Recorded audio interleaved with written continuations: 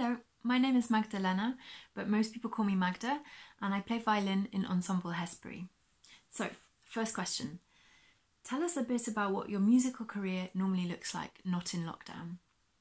Well, pre-lockdown, I was mostly performing. I freelance, so I play in lots of different orchestras and groups. I play, of course, in Ensemble Hesperi, and I also have another chamber group, which is a period string quartet called the Consonne Quartet. So pre-lockdown, I was doing a lot of travelling, playing lots of concerts, and also teaching. The next question is, tell us about the specific instrument you play with Hesperi and what you like or don't like about it. Well, the violin I'm currently playing in Ensemble Hesperi is a mid-19th century German violin from the Mittenwald area. It's slightly interesting because it's from the mid-19th century, but it was made as a Baroque violin, so it's slightly anachronistic. I really like its sweet tone. It has quite a beefy bass, which I like as well. But I also think choosing an instrument is a very personal thing. But when you play regularly in a chamber group, you want to choose an instrument that works with the particular blend of instruments that you have. So I think this violin works well within the group, especially with the recorder, because it's two very different sounds, the string sound and the wind sound. So I think it works well in this group. The next question is, what is your favourite thing about playing Scottish Baroque music with Hesperi? Well, obviously, first and foremost, it's the company. I feel very grateful to play in a group with like-minded people, but also with my friends. So that's really nice. And apart from this, I really love folk music. So for me, playing in a Scottish Baroque group is at the moment the closest I'm getting to playing some folk music. But watch this space. Mike asks, if you had to choose, which other instrument do you secretly wish you play? Well, I secretly, or not so secretly now, wish I could play the French horn. I just think it's a great instrument, and I love the fact that you can play in large-scale orchestral works, but then there's also some amazing chamber music with French horn, so it would have to be the French horn. Tina has sent a question, which is, what other styles and periods of music do you enjoy playing or listening to? Well, all sorts. As I said, I love listening to folk music. I also love Stevie Wonder. As a violinist, I really enjoy playing the music of Arcangelo Corelli. He was a composer and a violinist, and I think you can really feel that when you're playing his music. It just falls under the fingers and it's very violinistic. It's also very satisfying to play. I like his harmonies, and I really love that style of playing with the kind of flamboyant Italian runs and ornaments. It's really fun to play. At the other end of the spectrum, I really like Stravinsky's music. Everything from the neoclassical writing to the kind of crazier things like the Rite of Spring. And I couldn't play in a string quartet and not mention Haydn, because his music is just so full of wit and humour, but then there are also movements that are just completely heartbreakingly beautiful. So it's really fun to play. Samantha's question is, what are your favourite makers of instrument within your own instrument? Can I talk about bows? I'm going to talk about bows because I think often a bow is even more important than the instrument itself.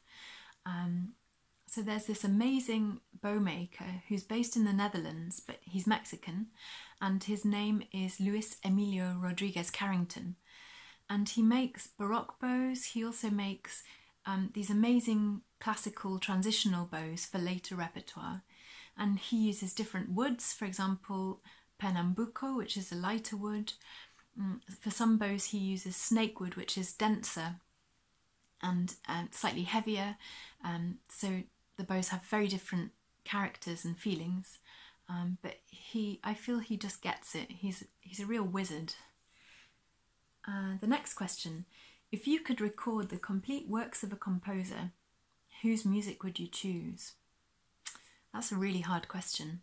I kind of want to say somebody really obscure but brilliant, but I'm going to be predictable and say Bach, because that would really be a lifetime's endeavour, wouldn't it?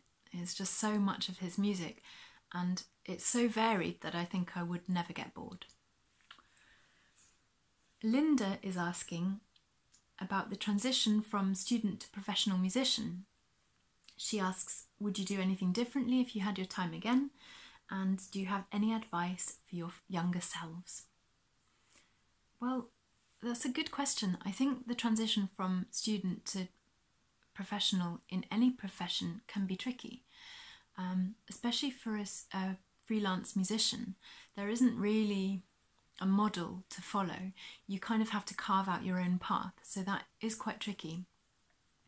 For me, I kind of maximised my time as a student. So after my master's, I did an artist diploma and a fellowship.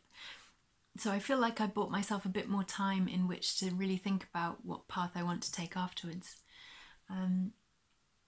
Any advice for my younger self? I think I'd tell myself that it's okay not to take all the work. I think it's very hard at the beginning because you really want to work, you want to put your name out there, you want to get experience, and of course you want to earn a living. So it's very easy to say yes to every opportunity, but sometimes that's not the best thing to do. There just isn't time to do everything, so you have to be a bit picky, I think. Okay. David has another question. If you could have dinner with a composer or two, whom would you like to meet? Well, I'd say I think Mozart would be really fun dinner company. There's this story, isn't there, that he wrote the overture to Don Giovanni while very hungover on the morning of the opera's premiere. So he sounds like fun. I would like to meet Corelli, and I think Haydn sounds like a really nice man. So probably those three. Julia is asking about how the violin became a Baroque instrument. Well, the violin is a really old instrument, and I think the origins of the violin we know today can be seen in this instrument, the pochette, which was a really tiny fiddle that dancing masters would use to teach dance steps and to keep rhythm. So the idea was that the instrument was tiny enough to put in the dancing master's pocket. And I think the violin grew and developed, and around the Baroque period in the kind of 1660s, the general shape, size and design of the violin was a bit more standardised. So that was when Stradivarius, for example, was making instruments in the late 1600s, early 1700s. The next question is, what temperament do you prefer the recorder and harpsichord to be in when playing with them? I think I probably prefer Volotti because the fifths are closer to pure fifths, that when you're learning violin you learn to tune your fifths pure, so it's slightly easier for tuning.